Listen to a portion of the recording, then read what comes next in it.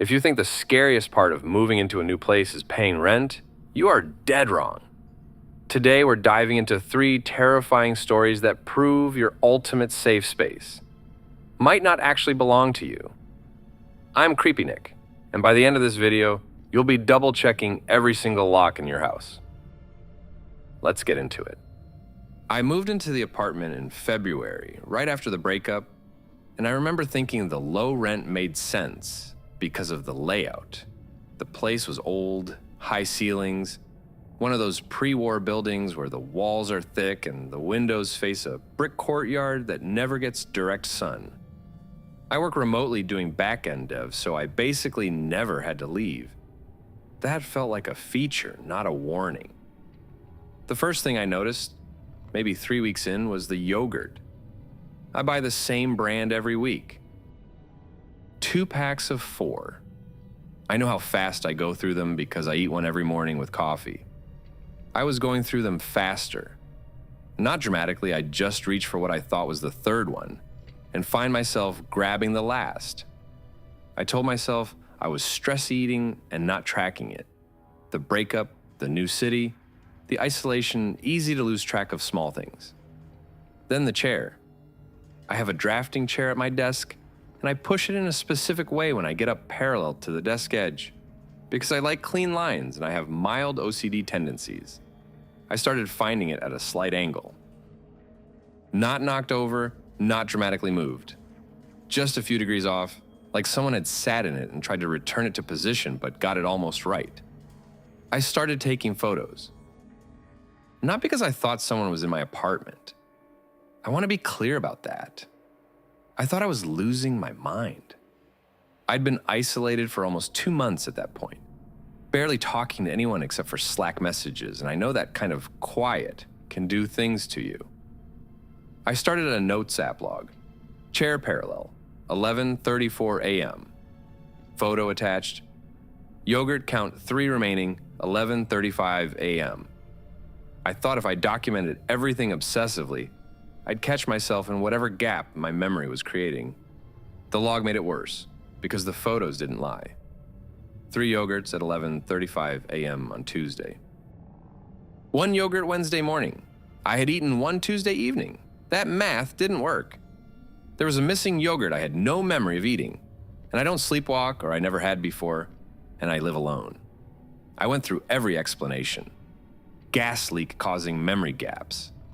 I bought a detector, it read 0. Carbon monoxide same.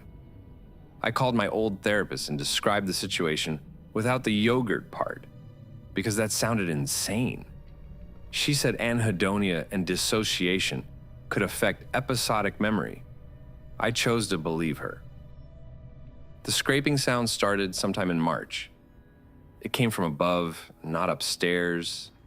Neighbor above, but ceiling above. Inside the ceiling, like something moving slowly across the top of the wall near the window.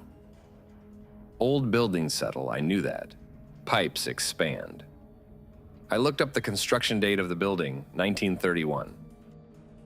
Plaster walls, original ductwork, probably raccoons or pigeons in the roof cavity. I reported it to the building super, who was this old guy, Moldovan I think, who came up, pressed his ear to the wall for 10 seconds, said, "Is normal," in a way that suggested he'd been saying, "is normal" about this building for 30 years, and left. I bought earplugs. Here's the thing about earplugs. Though they don't block everything, they muffle. And what I heard one night in late March, around 2 a.m., got through them, not scraping, closer. A sound like I'm going to try to describe this accurately, like fabric moving against painted wood. A soft, deliberate friction coming from the direction of the kitchen. I lay completely still for probably 4 minutes. Then it stopped. I told myself it was the building. I did not get up. That was probably the most shameful thing I have to admit in this whole story, that I lay there and chose the explanation that let me go back to sleep. But that's what I did. I ordered the camera 2 days later. Not because of the sound, I was still rationalizing the sound. I ordered it because I found a handprint, not on a wall, on the inside of the refrigerator door. Near the top, where the hinge is, a partial palm print in condensation. Smallish. Could have been mine. I held my own hand up to it. My fingers were longer, not by a lot, but by enough that when I photographed them side by side, it wasn't ambiguous. The camera was a cheap thing, Wi-Fi enabled, the kind people use for watching pets. I positioned it on the top of the kitchen cabinet facing outward, angled down, lens mostly hidden behind a ceramic pot I never use. Covered the indicator light with black tape. Set it to record continuously to cloud storage. Then I went to bed. I checked the footage the next morning, expecting nothing. I want to be careful how I describe what I saw because I've thought about it every day for 7 months and I still don't have language that feels proportionate to the actual experience of watching it. The timestamp reads 3:17 a.m. The kitchen is dark except for the standby light on the microwave, which throws just enough green to make shapes out of shadows. The ventilation panel. This is a rectangular louvered grate, maybe 40 by 60 centimeters, mounted high on the kitchen wall above the cabinets. Part of the original ductwork. That panel moves. Slowly. From the inside. It swings outward on one side like a door, and I realize watching it that the screws have been removed from that side at some point. So it's only attached on the left, and it opens like a cabinet. Someone had done that. Deliberately. And then a person comes out of it. He comes out feet first, slowly, with the practiced economy of someone who has done this many times. He's thin, genuinely alarming thin, the kind of thin where you can see the mechanics of the shoulder joint working under the skin. He's wearing dark clothes, indeterminate color in the green light. He drops to the cabinet top silently, then to the floor. He's barefoot. He goes to the refrigerator, opens it with a familiarity that is somehow the most disturbing part of the first 30 seconds. Not cautiously, not furtively, just opens it the way you open your own refrigerator. Takes something, closes it, stands at the counter and eats, facing the window. Then he turns around. He walks toward the hallway toward my bedroom, and I remember that I watched this on a phone screen while sitting in that bedroom, and I had this violent lurch of present tense understanding that I was watching something that had already happened, that he had already walked past this door, that I had been asleep on the other side of it. And he stops at my bedroom door. He stands there for a very long time. The timestamp runs. I counted later 4 minutes and 50 seconds. He stands, with his forehead almost touching the door, and he is completely motionless. Then he pushes it open. Slowly. Just enough to see in. I was asleep in the frame. You can see my feet. He stands in the doorway and looks at me for 2 minutes and 6 seconds. Then he pulls the door back to where it was and walks back to the kitchen. Here's where the footage stops being something I can describe neutrally. He's climbing back up to the cabinet, pulling himself up with a grip that's clearly practiced, and he pauses. He turns his head toward the shelf with the ceramic pot. Slowly, like something caught his peripheral vision. He looks at the camera for a long moment. He's gaunt, pale in the green light, maybe 40 years old, maybe less. It's hard to tell with the weight. His eyes are fully open, and then he smiles at it. Not a surprised smile, not a caught smile. A slow, deliberate, closed-mouth smile, like someone acknowledging a joke they've been waiting to land. He holds it for several seconds, looking directly into the lens. Then he turns back to the vent, pulls himself in, and the panel swings closed behind him. I was out of the apartment in 11 minutes. I know because I checked the timestamps later.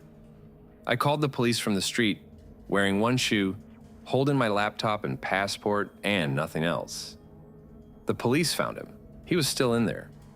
He'd been living in the ductwork and crawl space above the kitchen for an estimated, and this is the word they used, estimated 4 to 6 weeks. He'd accessed the building through a utility corridor in the basement that the super had told the department is normal, about for apparently longer than I'd lived there. There was a sleeping area of sorts up there, a water bottle, wrappers, a phone with a cracked screen that was charging via a wire he'd run to an outlet inside a wall cavity. He knew exactly where the camera was. He'd seen me install it through a gap in the ductwork. That smile wasn't surprise. That was him telling me he'd already won whatever game I thought I'd just started playing. I don't live there anymore. I don't live alone anymore either. The building, as of 6 months ago, is under review by the City Housing Authority for structural access irregularities, which is the bureaucratic language for other people in that building may have had visitors they didn't know about. I still check my refrigerator count every morning. I don't think I'll ever stop. That slow, deliberate smile right into the camera lens. That is pure psychological terror. It's one thing to have a random break-in, but someone living in your vents, watching you sleep for weeks, that makes you want to seal up every grate in your apartment. But if a stranger inside your walls sounds like a nightmare, this next story proves that sometimes the real danger walks right through your front door. I sold houses for 11 years and never once felt unsafe inside one. That changed 8 months ago at a property called the Aldermore listing.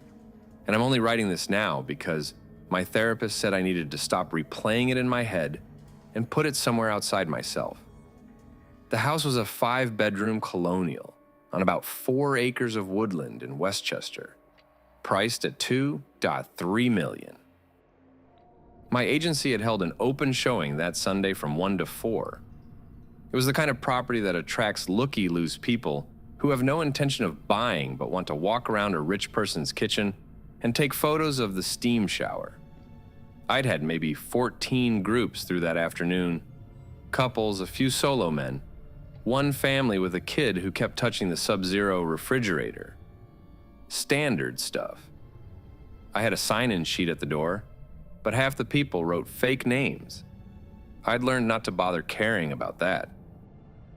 By 4:15, the last car had pulled out of the gravel driveway.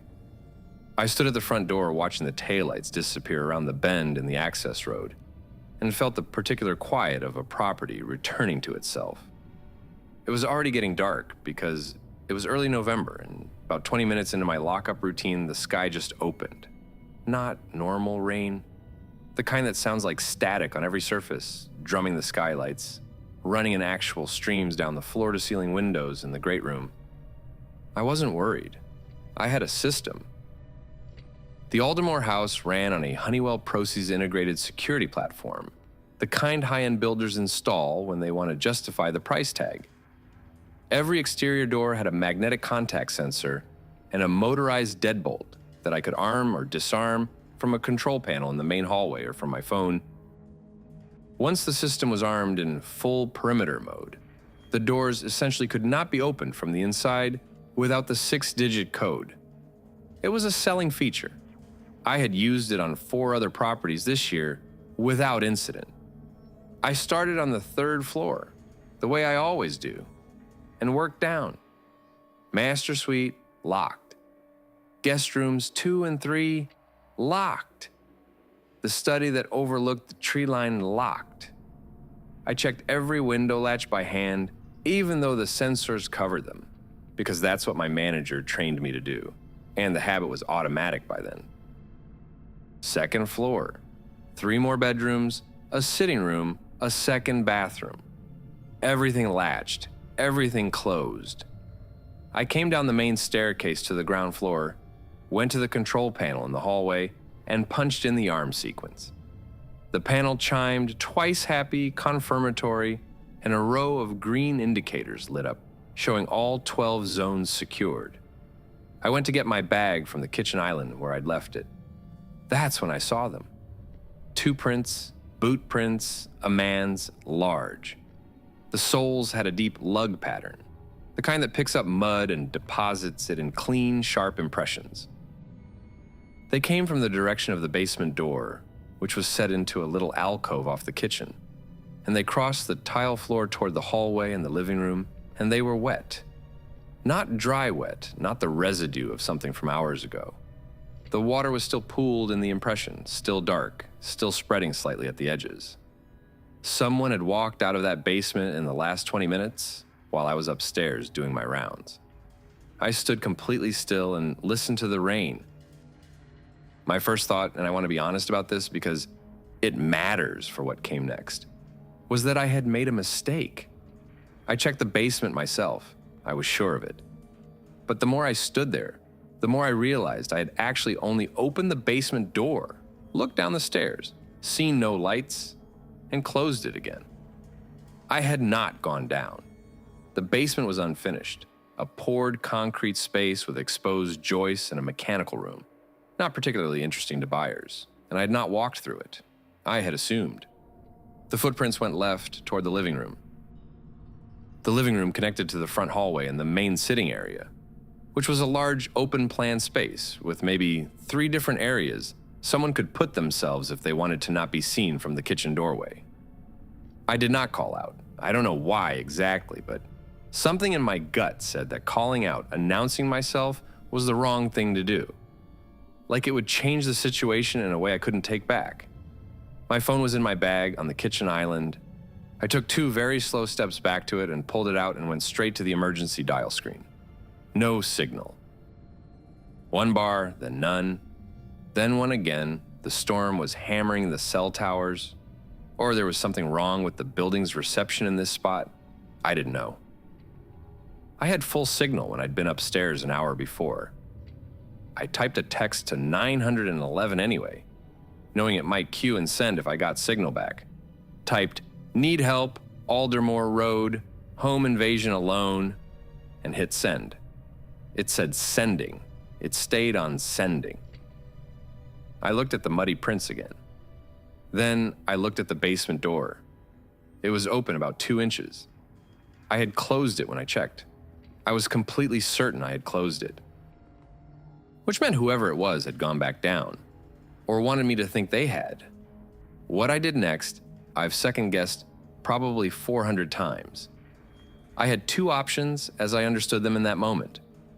First option, go to the front door, enter the disarm code, get out of the house, get in my car, drive until I had signal. Second option, stay put and wait for my text to send. I went for the front door. I got to the hallway, reached the panel, and entered the disarm code, the same 6 digits I had punched in 10 minutes before. The panel beeped. But the deadbolt on the front door did not cycle. I tried again. Same result. The panel accepted the code, confirmed it, showed the system as disarmed on screen, but the physical bolt on the door did not move. I grabbed the handle anyway and pulled. Nothing. I stood there for probably 4 seconds before I understood what that meant. Someone had physically overridden the deadbolt mechanism. Not the software, the hardware. There's a way to do it on motorized deadbolts. A small manual override inside the door frame that maintenance technicians use. You need a specific tool and you need to know it exists. I'd been showing this house for 6 weeks, and I had not known it existed until that moment. Whoever was in the basement had locked me in from the inside before I had ever started my rounds.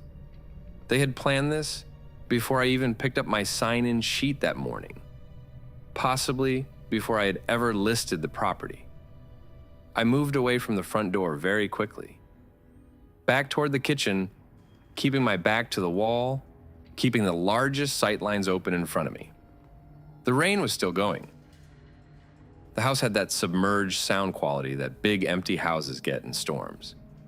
Every creak amplified, every shift of the structure audible. I heard something then, and I want to describe it accurately. It was a footstep. 1. Somewhere to my left in the sitting room. Slow, deliberate. The sound of someone who was not trying to move quietly because they didn't need to.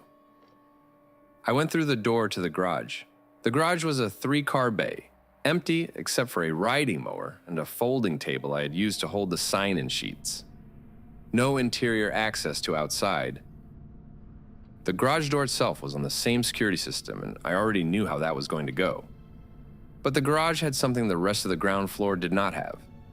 A door to the backyard, a side exit meant for the garden, and this door was a simple manual deadbolt. Old. Original to the build before the security system was retrofitted. Whoever had disabled the front mechanism might not have known about this one, or might not have cared, or might have run out of time. I crossed the garage in the dark. I did not turn on the lights and found the side door by feel. The deadbolt turned. I pushed the door open into the rain and I ran, not toward the driveway. The driveway was 200 meters of open gravel with no cover in one direction. I went into the trees along the side of the property because they were immediate and dark, and I knew from the site survey that the access road curved back around the north edge of the property about 300 meters in. I had heels on, not stilettos, low block heels, the kind I wear to showings, and the ground was soft and uneven and wet through immediately. And I went down once on my hands and knees in the mud and got up and kept moving. I heard the garage door open behind me. Not the big rolling bay doors. The side door. The one I had just come through. I stopped moving and stood between 2 trees and tried to breathe through my mouth because the rain was loud enough to cover some noise, but not all of it, and I needed to hear where he was. A flashlight beam swung across the tree line maybe 30 feet to my right. He had come out fast. He knew roughly where I had gone. I was not running anymore. Running in heels in wet woodland in the dark was going to end with a twisted ankle or worse. I took the heels off and held them and walked, placing each foot deliberately, moving in a wide arc toward where I thought the road was. The flashlight kept moving behind me. It was not panicked searching, it was systematic, like he was covering ground in a pattern, and that was somehow worse than if he had been running. I found the road because I stepped onto asphalt and nearly fell forward onto it. I got onto the road and started moving fast, still no signal on the phone. Rain so loud I couldn't hear anything behind me anymore. A car came around the bend with its headlights on high, and I stepped directly into the middle of the lane and put both arms up. The driver was a woman, late 50s, driving a Volvo. She stopped. I was standing in the road in November rain, barefoot, covered in mud from the knees down, holding a pair of heels in one hand and a phone in the other. She rolled the window down about 4 inches and looked at me, the way you look at something you're not entirely sure is real. I said, "Please call 911. There's a man in the house I just came from. Please." She called. 2 county units arrived at the property within 11 minutes. By that point, I had signal back and had spoken to dispatch myself. I told them about the basement, about the footprints, about the deadbolt. They went in with a 3rd unit as backup. They found him in the kitchen. He was 34 years old, and he had attended the open showing at 2:40 in the afternoon as a solo visitor. He signed the sheet with a name that was not his. He had a folding knife, a length of paracord, and a handheld RF signal jammer in his jacket, which explained the cell reception. He had done it before at a showing in Bergen County 14 months earlier. That case had not been reported by the realtor, who was a man and said, I learned later, that he had not thought it was serious enough to go to police. He had just been confused about some footprints, that's all. The man had no prior convictions. He was employed. He had a mortgage on a house 20 minutes away. What I keep thinking about still is the sign-in sheet. He wrote down a fake name, but he wrote down a real phone number. Detectives said people do it automatically. They fill in the field from muscle memory. It was the number that led them to his real identity within 6 hours of arrest. I don't do solo showings anymore. Agency policy now, I pushed for it. 2 agents minimum on any isolated property. I got some pushback about cost and scheduling, and I told them what I had been holding in my hand in that garage in the dark, and they stopped pushing back. The house sold 3 months later for $1 million. I wasn't the listing agent. What gives me the absolute chills here is the cold calculation. He didn't just break in. He physically overrode the deadbolts to turn a multi-million-dollar open house into a cage. It's an absolute miracle she remembered that old side door in the garage. But as terrifying as a calculated ambush by a total stranger is, what happens when the architect of your personal prison is the person you love the most? Listen closely. We bought the house in March. Marat said it was an investment. Said we'd fix it ourselves, save money, make it ours. He had spreadsheets, timelines. He always had spreadsheets. The house was outside the city by 40 minutes, past the last gas station on Route 9, on a gravel road that turned to mud when it rained. 3 bedrooms, a basement, 2 acres of pine trees that blocked the light even at noon. The inspection report said, cosmetic issues only. I remember reading that and feeling relieved. He drove me out there on a Sunday in early April, walked me through every room with his hand on my lower back, pointing at walls and ceilings, talking about load-bearing this and original hardwood that. I wasn't really listening. I was looking at the light coming through the dirty windows, thinking it could be beautiful someday, thinking we could be happy here. He left for the city the following Thursday for a work trip. 4 days, maybe 5. He kissed me on the forehead and said, "Don't overdo it. Start with the upstairs bedroom. The wallpaper, there's already peeling at the corners." I had coffee, I had a scraper, I had a Bluetooth speaker.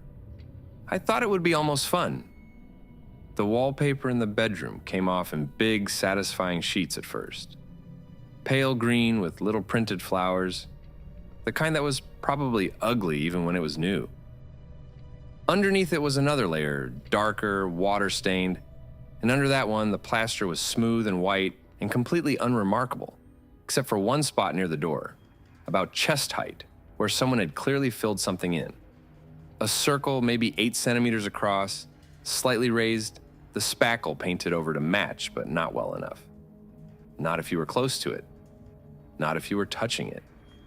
I pressed my thumbnail against it and felt it give a little, hollow behind it. I told myself it was just a bad repair job. Old house, old problems.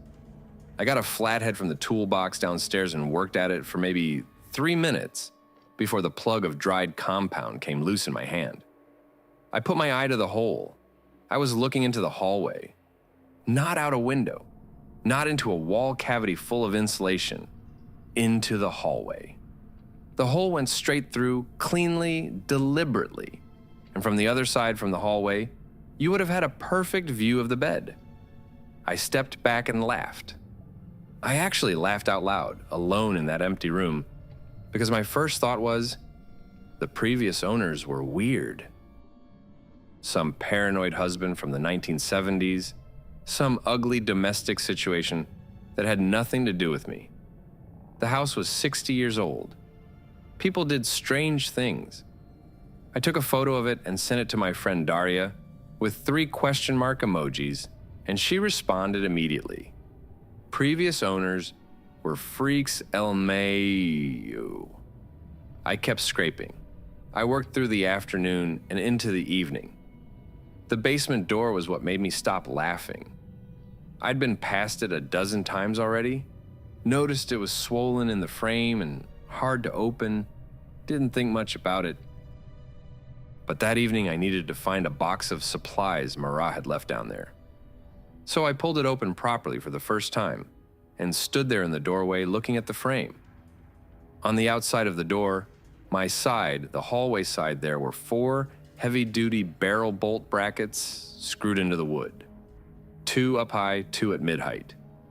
The bolts themselves were gone, just the brackets. The kind of brackets you use for a gate or a shed or something you want to keep closed from the outside. The inside of the door had nothing, no lock. No handle beyond the basic knob. I stood there for a long time. I went downstairs, found the supply box, came back up. I did not go back to the bedroom that night. I slept on the couch with the lamp on and told myself I was being ridiculous. In the morning, I called Marat. "The basement door has bolt brackets on the outside," I said. "What?" "Like 4 of them. The heavy kind." A pause. "That's so weird. Old owners were probably preppers or something." "Lots of people have weird stuff in old houses, Anya. Did you find the tile adhesive?" He sounded normal. Slightly distracted the way he always sounds when he's at his desk. I said yes, and I hung up and I stood in the kitchen for a moment and I thought, he's right. Old house. Strange people lived here. It means nothing. Then I went to find the tile adhesive in the 3rd bedroom, the one we'd been calling the office, and I put my hand flat on the wall to steady myself while I leaned over the boxes, and the wall was wrong. Not structurally wrong, it didn't move, but it felt different from the others, denser somehow. Less resonant when I knocked on it. I knocked on the wall in the hallway. Hollow thud, I knocked on this wall, almost nothing. A flat, dead sound, like knocking on packed earth. I started pulling at the baseboard with my fingers, and it came away easier than it should have, like it had been replaced recently, like the adhesive hadn't fully cured. And behind it and behind the drywall was a layer of dense black foam matting. The kind you see in recording studios, the kind specifically designed to stop sound from traveling. I sat down on the floor of that room. I sat there for a long time. I kept turning the 3 things over in my mind in different orders, trying to make them innocent. The peephole old owner. The bolt brackets old owner. The soundproofing old owner. 3 separate old owners. 3 separate explanations. All coincidentally concentrated in this one house that my husband found and selected and scheduled and pushed for. Who called the agent himself, who handled all the paperwork while I was in the middle of a work deadline, and just trusted him. But they could still all be old. They could still all be nothing. I needed them to be nothing. I went to his office, the small room off the kitchen he'd set up as a workspace, still full of moving boxes because I remembered him saying there was a folder somewhere with all the purchase documents and inspection reports, and I wanted to find the original build records, anything that would tell me when those modifications were made. The folder was in the 2nd box I opened. I sat down at his desk and went through it. Purchase agreement, title search, inspection report. And then, clipped to the inside back cover, a small stack of receipts. Hardware store receipts, lumberyard receipts, a supplier invoice I didn't recognize at first. The dates on them were from February. We moved in March. I turned the invoice over. It was from a commercial insulation and soundproofing company. A business order, not residential, and the line items were detailed. Acoustic mineral wool, mass-loaded vinyl barrier, resilient channel materials for 1 room, the invoice said, referencing an address that was this address. Dated February 11th. I found the hardware store receipt next. 4 heavy-duty barrel bolt sets, a 40mm door viewer, wood filler compound, paint 3 colors.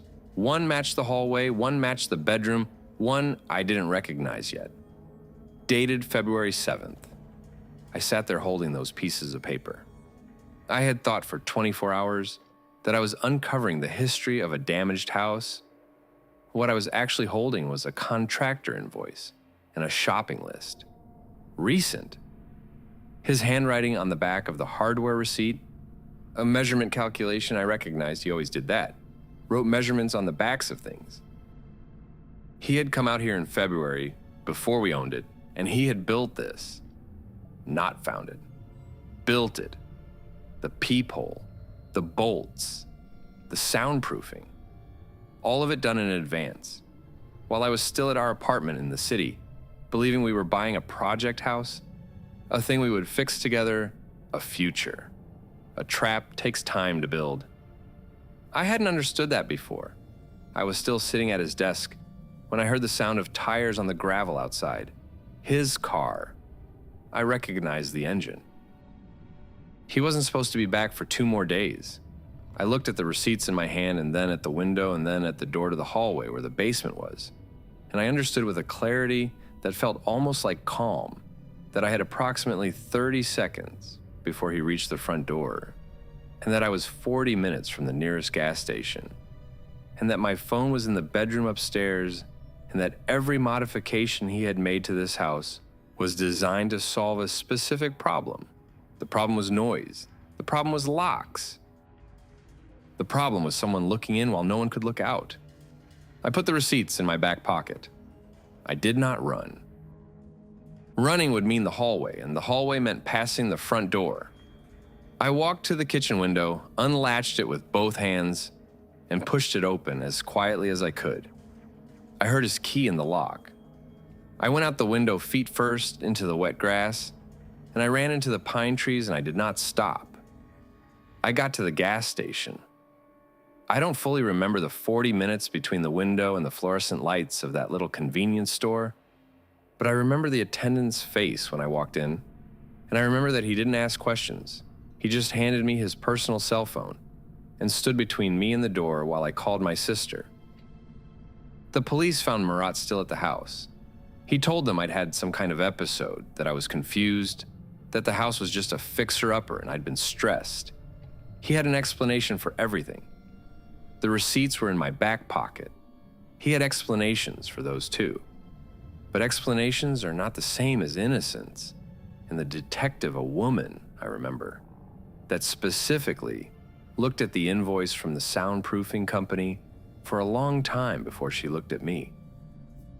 There were also things in the basement that I didn't see, that the police found later, that I am not going to describe here because I've been advised not to, and also because I don't want to. What I will say is this. I've thought a lot about the word renovation. Remaking something.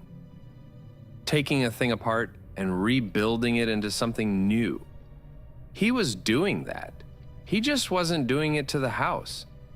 Don't tell someone your renovation timeline.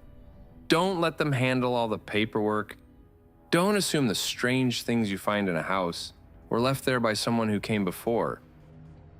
Sometimes they were left there by someone who is still coming, finding those hardware store receipts, realizing your own husband planned and built a soundproof trap room before you even moved in. That is just a completely different level of evil. These stories are a grim reminder that monsters don't hide under the bed anymore. They sign leases, they attend open houses, and they wear wedding rings. I hope you lock your doors a little tighter tonight. And if you think staying home is dangerous, wait until you hear what happens when you clock in after midnight. Click the video on your screen right now to watch Why I Stopped Working the Night Shift, 3 horror stories. It will guarantee you don't get any sleep tonight. I've been Creepy Nick. Stay safe out there.